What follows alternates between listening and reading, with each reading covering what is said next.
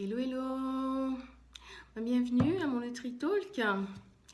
Ben voilà, c'est notre petit rendez-vous du vendredi, hein. Donc tous les vendredis, je vous parle de la nutrition, de la santé. C'est notre petit rendez-vous maintenant, c'est les vendredis. Comme ça, vous savez. Ben, pour ceux qui ne me connaissent pas, bonjour, moi c'est Bijou. Je suis biochimiste et nutritionniste. En fait, depuis que j'ai compris que notre alimentation est notre première médecine, en fait, je passe le plus clair de mon temps à analyser, décortiquer et même à expérimenter tous les outils qui existent pour avoir une santé au top. Et en fait, à travers ce NutriTalk, je partage un peu mes connaissances, tout ça. Donc voilà. Lors de notre NutriTalk de la semaine d'avant, où je vous donnais les 10 astuces pour gérer son poids, oui, pour ceux qui ne l'ont pas vu, c'est là, hein, donc il faut aller le voir. Dépêchez-vous parce que il faut absolument aller voir ça. Oui, sur mon IGTV, si vous me suivez sur Instagram ou dans les vidéos sur ma page Facebook, donc vous trouverez. Je vais vous parler notamment du fasting, du jeûne intermittent ou time restricted, période où on mange pendant une certaine période de temps et on arrête de manger pendant une autre certaine période de temps. Bon, je reviens un petit peu sur ça parce que la dernière fois, je vous ai dit oui, vous mangez pendant 12 heures et puis vous arrêtez de manger pendant 16 heures. Voilà, un petit souci parce qu'on a que 24 heures dans une journée, donc 12 plus 16, non. Bon, on y revient. Et puis, je voulais aussi insister quand même que c'est quand même un outil super important à implémenter d'urgence dans notre vie quotidienne de tous les jours. Donc, il faut absolument le faire, ce jeûne intermittent. Parce que ça a quand même plusieurs bénéfices qui ont été prouvés, hein, et des recherches dont je vous parlerai. Bon, bien sûr, quand je dis qu'il faut l'implémenter d'urgence, bien sûr, quand vous prenez des médicaments, ou vous êtes des femmes enceintes, allaitantes ou des enfants, il ne faut surtout pas prendre il faut surtout pas faire ce genre de jeûne. Enfin, c'est pas le moment déjà de faire des jeûnes quand on est enceinte ou on allait ou quand on est enfant. Et quand on a des médicaments, quand on prend des médicaments, c'est toujours mieux de consulter et son médecin et son nutritionniste, vraiment qui travaillent en collaboration. Les traits de collaboration, c'est très important. Et je ne parlerai pas ici des autres jeûnes qui existent, hein. Je ne vous parlerai pas de jeûne à l'eau ou de jeûne où on mange rien pendant 2 jours, ou pendant 3 jours, ou pendant une semaine, où on ne s'alimente que d'eau. Donc ça, je ne vous parle pas de ça. Là, je vous parle que de jeûne où on mange, mais pendant une certaine période de temps. On arrête de manger pendant 12 heures minimum et on mange pendant 12 heures. Donc voilà. Qu'est-ce que je voulais dire? Oui, en fait, ce que je voulais dire, c'est que bah oui, donc on a quand même constaté il y a eu des études, hein, qui ont démontré que quand on arrête, donc il y a eu un groupe de tests, hein, donc on fait toujours un groupe de personnes. Enfin, d'abord on a fait les tests sur les souris, après c'est sur les personnes. On a un groupe de personnes qui mangeaient à n'importe quelle heure, n'importe comment, et d'autres personnes qui faisaient donc ce jeûne intermittent. Et on a quand même remarqué que par rapport aux personnes qui mangeaient n'importe quand, à n'importe quelle heure, ceux qui avaient suivi ce jeûne, ce régime, ce protocole, avaient quand même des bénéfices par rapport, enfin, ils n'avaient pas d'obésité, moins d'obésité ou diabète, pas de maladie cardiovasculaire, donc tout ce qui est diabète, maladie cardiovasculaire, cholestérol, donc tout ça, ils étaient protégés par rapport aux autres groupes qui mangeaient n'importe comment. Et ce qui était encore plus intéressant, c'est que on ne leur a pas donné de régime. Donc autant les personnes pouvaient manger n'importe quoi, ceux qui mangeaient sainement continuaient à manger sainement dans le groupe où il fallait manger tout le temps et dans le groupe où il fallait manger pendant une certaine période de temps.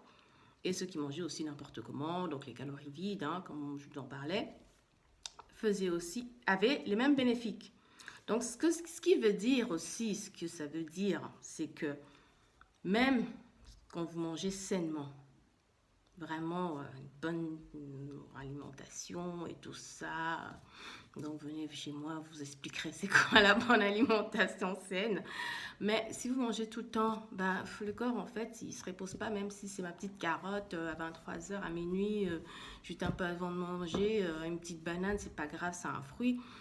Mais en fait le corps il doit encore digérer, quoi, donc vous ne laissez pas le temps.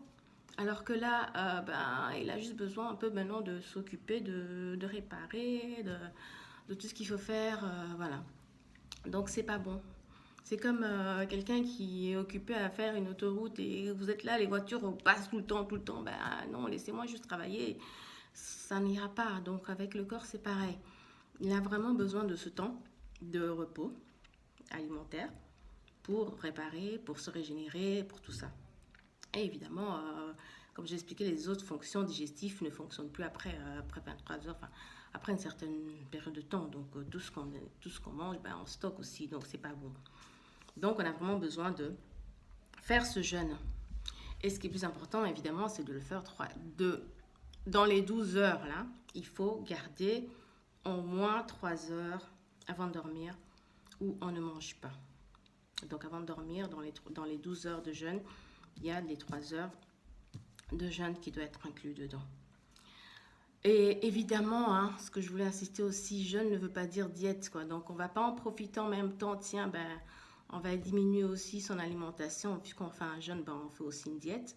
Comme ça, on maigrit plus vite, yes. Ben, en fait, yes, mais non, quoi. Parce qu'en fait, non, parce qu'en fait, le corps a besoin de ses calories de base pour une métabolisme de base, donc pour fonctionner, pour que nos fonctions vitales fonctionnent bien.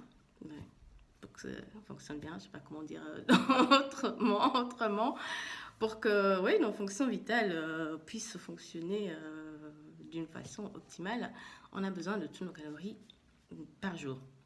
Donc si on réduit les calories, donc la portion alimentaire de ce qu'on mange, ben, le corps reçoit moins, donc déjà ce qu'il va faire, il va ralentir le fonctionnement du corps, donc le métabolisme de base va ralentir, donc il va se mettre en mode ralenti parce qu'il n'a pas assez, donc on va essayer de moins perdre donc on a moins d'énergie aussi parce qu'on se sent plus fatigué, parce qu'évidemment on ne va pas déborder l'énergie, hein, parce que bon, l'alimentation ça nous sert d'abord d'avoir l'énergie, hein. Bon, il y a le plaisir, il y a tout ça, mais c'est d'abord pour avoir plus d'énergie. Donc le corps va réduire son métabolisme de base. Et ensuite, ce qui est mauvais, parce qu'après, on se dit, ah tiens, ben là, j'ai vraiment fait des chouettes efforts. Maintenant, je suis au top, j'ai perdu mes 5 kilos. Ben écoute, je vais me taper cette petite fraise, ces petites trucs sucreries, là, ma petite tarte aux fraises qui me lorgnait depuis 3 mois, mais que je n'ai pas pris parce que j'ai été vraiment efficace jusqu'au bout.